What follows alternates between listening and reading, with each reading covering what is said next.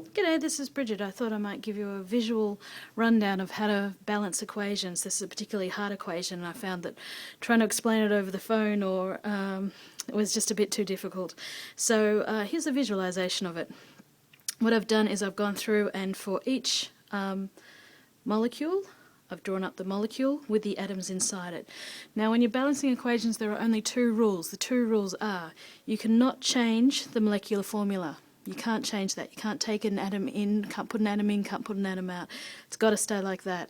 And the other one is you actually have to have the same amount of atoms on each side of the arrow, or each side of the equation. So, with those two rules in mind, let's have a go at balancing this equation. So you'll see that each circle represents a molecule of this molecular equation, molecular formula. There we go. There's two carbons in here. You can see I've broken it down to the atoms that are inside. So in the C2H2, we've got 2 atoms of carbon and 2 atoms of hydrogen. And that's what makes the molecule. And even when you have atoms of the same type, if you've got 2 of them, it makes up a molecule. So that's a molecule of oxygen and molecule of carbon dioxide, water. You get the drift. So let's put our hand here and imagine both sides of this equation. On this side, we can see that it is not balanced because we know we've got we've got 2 oxygens here and 3 oxygens there. We've got 2 carbons here and only 1 there. So we know we're going to have to balance this. Now the first thing to do is take it atom type by atom type. So what I'm going to do is I'm going to go through and start just on the carbon and pay no attention to anything else that I might be stuffing up.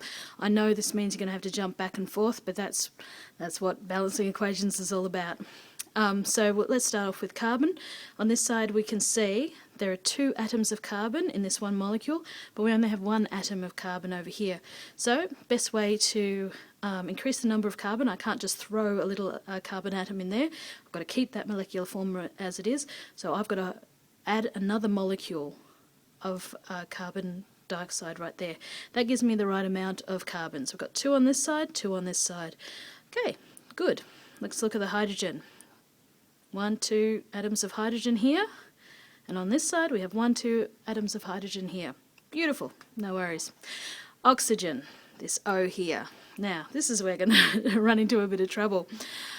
We have 2 here, but we have 1, 2, 3, 4, 5 on this side. We need 5 on this side as well, but as you can see, the oxygen only travels in 2s. So, somehow, we've got to figure out how we're going to do that. Now, I can't just throw 1 oxygen in here. That will mess up the formula. That doesn't work. So what I'm going to do is I'm going to put 1 extra here, and that gives me 1, 2, 3, 4, 5, 6. So now we have an even number. So on this side, I'll put 2 more of these O2s in. Excellent. And that gives me 6. See? 6. How do I know where to put the extra ones? Trial and error, my friend. You could... but whichever way you do it, you're going to come back to the right number because you're going to go back and forth, evening out the number of atoms. So that's just how I did it. There's no particular way that you have to add molecules each side. So okay, we've got our oxygens, but unfortunately by putting in another water molecule, we've upset our hydrogen balance. So we've got 4 on this side and only 2 on this side. So the only thing to do is add another molecule of C2H2. Okay, we've got 4 hydrogens here, 4 hydrogens here. Yay! Unfortunately, by doing that, we've mucked up our carbon ratios. Alright, well what can we do this side? There's nothing more that we can do except add 2 more CO2s.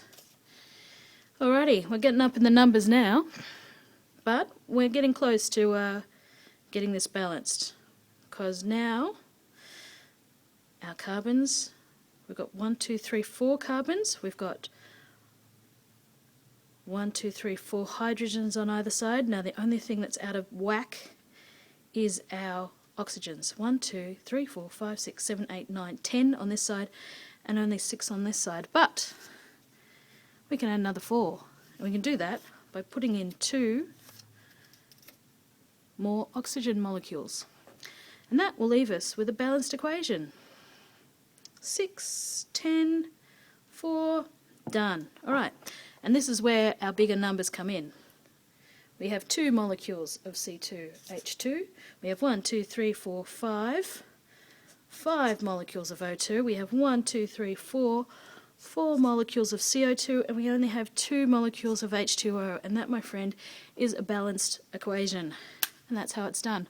Hope this helps. Yeah, good luck with it.